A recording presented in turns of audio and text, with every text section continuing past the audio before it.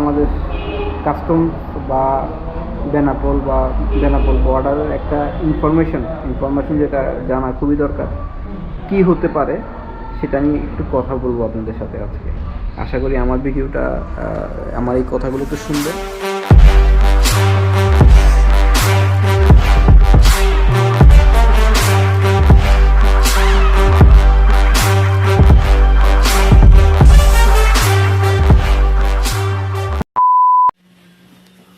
আজকে ঘুম থেকে উঠে গেলাম, বিছনার অবস্থা, জ্যাকেট ট্যাকেট সব নিয়ে নিলাম। এই হলো রুমের অবস্থা। কলকাতা শহর থেকে আজকে বিদায় নিচ্ছি। লাস্ট ব্যাগ কাঁধে নিয়ে ফেলছি, এই যে ব্যাগ কাঁধে নিয়ে ফেলছি। কলকাতা শহর থেকে বিদায় নিচ্ছি। তো দেখা হচ্ছে একবারে বাসে গিয়ে দেখা হচ্ছে। চলো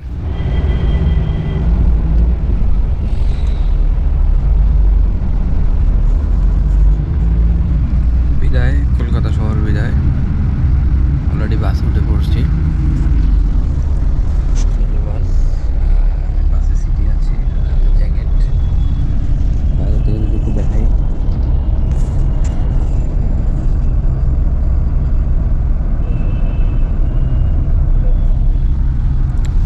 আবার যদি কখনো দেখা হয়, আবার নতুন কোনো ভিডিও নিয়ে দেশ এবং দেশের বাইরে অবশ্যই আসবো। দেশে তো হবে ইনশাল্লাহ, দেশের বাইরে আবার কখন হয় সেটা তো ধরে বলতে পারছি না। দেখা হবে আবার। বিদায়।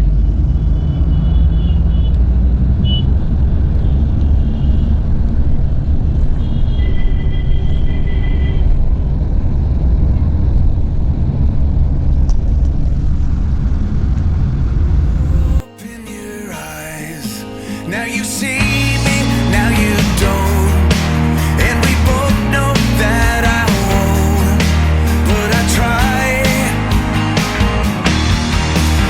Please don't ever leave, let me take it all away. Yet the words you used to say turned into lies. Sing to me and we'll dance out in the streets, and believe that I'm right here by your side. Tell me something with your eyes, please don't say goodbye. Petrapole border চলে আসলাম। এ হলো আজকের গানে ছিল এটা, দেশ travel. Border চলে আসলাম, এখন immigration করবো। এই যে ইমিগ্রেশন গেট। এখানে ভিডিও করা সম্ভব না, ভাবলাম যে একটু চা খেয়ে নিই, চায়ের দোকানটা। এখনো সকাল থেকে কিছু খাইনি। আজকে সকালবেলা খুব ইন্টারেস্টিং একটা ঘটনা হয়েছে, সেটা পরেই বলি। আলহামদুলিল্লাহ, পেট্রাপোল বর্ডার ক্রস করলাম, বাংলাদেশ বর্ডারও ক্রস করলাম। এন্ট্রি এক্সিট দুটোটাই কমপ্লিট। আমি এখন আছি যশোর বেনাপোল। যশোর বেনাপোল এসেই সর্বপ্রথম যে জিনিসটা আগে খেতে হবে সেটা হচ্ছে চা। কারণ আজকে সারা দিনে আমি কিছু খাই নাই, শুধু কলকাতা ইন্ডিয়া থেকে বাসে ওঠার পর এক কাপ চা এক গ্লাস পানি দিছিল, পানিটা খাইছি। ওই মানে এক পট পানি দিছিল, মানে এক বোতল, ওই পানিটা খাইলাম। এরপর থেকে এখনো আমি স্টিল নাও কিছু খাই নাই, কারণ ভাল লাগে নাই, ভাল লাগতেছে না। মানে কলকাতা থেকে চলে যাচ্ছি বা ইন্ডিয়া থেকে চলে যাচ্ছি, মানে অল্প কদিনে ছিলাম, তাই সেই কদিনে কিন্তু ভাল লাগছিল, সবকিছু মিলাই ভাল লাগছিল। একা একা ছিলাম, তারপরেও ভাল লাগছিল। এটা হলো যশোরের চা, বেনাপোলের বাজারে। এটা এটা বেনাপোল বাজার না ভাইয়া? বেনাপোল বাজার না? এটা বেনাপোল বাজারে। ইন্ডিয়ার চা আর এখানে চা তফাৎ আছে। ওরা মাটির কাপে, আর এদের হচ্ছে কাঁচের কাপে। কাঁচের পাতে দেয় না, এরা কাঁচা পাতে দেয়। এক একজনের এক একটা সিস্টেম আছে।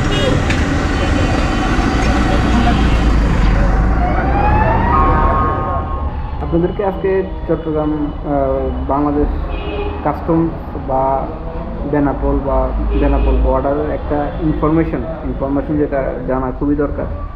কি হতে পারে সেটা নিয়ে একটু কথা বলবো আপনাদের সাথে আজকে। আশা করি আমার ভিডিওটা আমার এই কথাগুলো একটু শুনবেন, এবং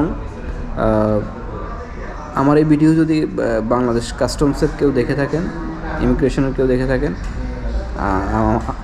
আমাকে ক্ষমাসুন্দর দৃষ্টিতে দেখবেন। আমি আপনাদের এই সার্ভিসে সন্তুষ্ট হতে পারিনি। আমি একজন প্যাসেঞ্জার হিসেবে, আমি একজন নাগরিক, বাংলাদেশের নাগরিক হিসেবে আমি সন্তুষ্ট হতে পারিনি। জানি না অন্য কেউ হতে পারছে কিনা, আমার মনে হয় পারে নাই, কারণ সবাই একটু আনইজি বোধ করছে। বর্ডার ক্রস করে আবার টিকিট নিয়ে নিলাম। এই যে সৌদিয়ার টিকিট, সৌদিয়া, বেনাপোল, ঢাকা, চট্টগ্রাম, রাঙামাটি, কাপ্তাই, বান্দরবন, কক্সবাজার, টেকনাফ। তো যেটা একটা মানে সৌদিয়ার কাউন্টার,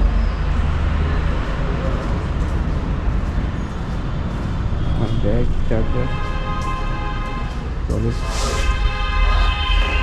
যে জিনিসটা আপনাদেরকে আলাপ না করলেই না, ইন্ডিয়ান বর্ডার ক্রস করলাম, যাওয়ার সময় ইন্ডিয়ান বর্ডারে ব্যাগ চেক করলো, ভালো কথা। তো আসার সময় Indian border, Indian immigration seal trolley স্ক্যানারে ঢুকাই দিয়েছে, চলে আসছি। বাংলাদেশ ইমিগ্রেশনে ঢুকতে না ঢুকতেই একবার ট্রলিটা স্ক্যান করলো। স্ক্যান করার পরে ফার্স্ট টাইম একবার স্ক্যানের পরে আবার ট্রলিটা খোলার পরে এই হাতের এই ব্যাগটাও খুললো। ট্রলির পাই টু পাই, শুধু আমি না, সবারই খুলতেছে। খোলার পরে সেকেন্ড টাইম আবার স্ক্যান করলো, তখন আর ব্যাগ খোলে নাই। আবার যখন পাসপোর্টে সিল দিল, সিল দেওয়ার পরে আবার স্ক্যান করলো, আবার বাইরে আসার মানে এখন বের হয়ে যাব, এখন আবার ব্যাগটা ট্রলিটা খুললো। বললাম যে ট্রলি 3বার নাকি 2বার স্ক্যান করলো, একবার চেক করলো, খুললো, আপনি এখন আবার খুলবেন? বলে আপনি এত বিরক্ত হচ্ছেন কেন? আমি বললাম বিরক্ত হব না, এত সকাল থেকে এখনও জার্নি আছি, এরপরে নিজ গন্তব্যস্থলে যেতে হবে, আপনি আমার ব্যাগটা কয়বার খুলবেন? আর কারণ একটা ব্যাগ, মানুষ যখন একটা জায়গায় যায়, মানুষ ওই জায়গার জিনিসপত্রগুলো একটু করে ঢুকায়, একটু কষ্ট করে ঢুকায়, কিন্তু সেখানে ওরা 3বার ব্যাগ খুলছে। এটা কেন খুলছে আমি জানি না, শুধু আমার না, সবাই। তো এই ভোগান্তি আমি জানি না বাংলাদেশ ইমিগ্রেশন কেন করতেছে। এখান থেকে তো মানুষ, ভাই এখানে ম্যাক্সিমামই হচ্ছে রুগী, ট্যুরিস্টও আছে। তো এই ভোগান্তিটা হওয়ার যৌক্তিক কারণটা আমি জানি না। আমার এই ভিডিও যদি বাংলাদেশ ইমিগ্রেশন বা বাংলাদেশ কাস্টমসের কেউ দেখে থাকেন, তবে আমি আপনাদের কাছে অনুরোধ করব, আপনারা এই সিস্টেমটাকে আরেকটু আপডেট করলে প্যাসেঞ্জার এই ভোগান্তিটা হবে না। কারণ এই ব্যাগটা, এই লাকিজটা হোটেল থেকে, কলকাতা হোটেল বা ইন্ডিয়া হোটেল থেকে বের হওয়ার পর থেকে বাংলাদেশ ইমিগ্রেশনে 3বার ব্যাগটা খুলছে। এটা কি যৌক্তিক এটা? হ্যাঁ, যাওয়ার সময় ইন্ডিয়ান ইমিগ্রেশনে ব্যাগ খুলে নেয়, শুধু বেল্ট, জ্যাকেট এগুলা চেক করছে, কিন্তু এই পরিমাণ হয়রানি। এরপরে পুলিশে ঢোকার সময় মানে হেসে আছে। হ্যাঁ, তো এটা আসলে ব্যাপারটা ভাল লাগে নাই, বাংলাদেশে এই জিনিসটা ভাল লাগে নাই, আসলেই ভাল লাগে না। এটা আসলে আমাদের ভোগান্তি ছাড়া আর অন্য কিছুই না। এটা আর কি বলবো, আমার আর বলার কিছুই নেই। এটা একটা শিক্ষণীয় বিষয়।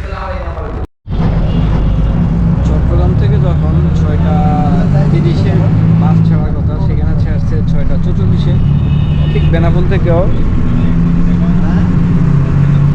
6টা 49, 6টা 30-এর গাড়ি। তারপরেও গাড়িটা ছেড়ে দিয়েছে, প্যাসেঞ্জার তেমন একটা নেই।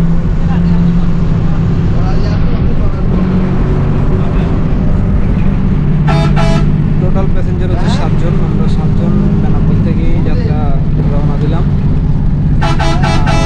সৌদিয়ার ভাড়া বেনাপোল থেকে চট্টগ্রাম পর্যন্ত 1200 টাকা, আর ডিরেক্ট চট্টগ্রাম থেকে কলকাতা পর্যন্ত 1600 টাকা।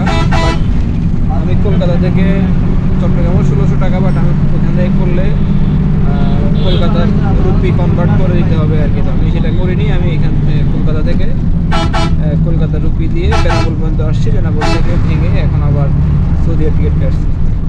যাত্রাপথে আরও কথা হবে। আমরা এখন আছি স্বপ্নের পদ্মা সেতু। তো যাওয়ার সময় হয়তো তেমন ভাবে করতে পারিনি, এক্সাইটেড ছিলাম, বাট এখন তেমন একটা এক্সাইটেড নাই। আমরা এখন পদ্মা সেতুতে আছি। পদ্মা সেতু এক পাশে তো ট্রেন মেবি নিচে, মানে এটার নিচে মেবি ট্রেনের লাইন। তো রাতের বেলা খুব সুন্দর লাগে পদ্মা সেতুটা এনজয় করে নিচ্ছি।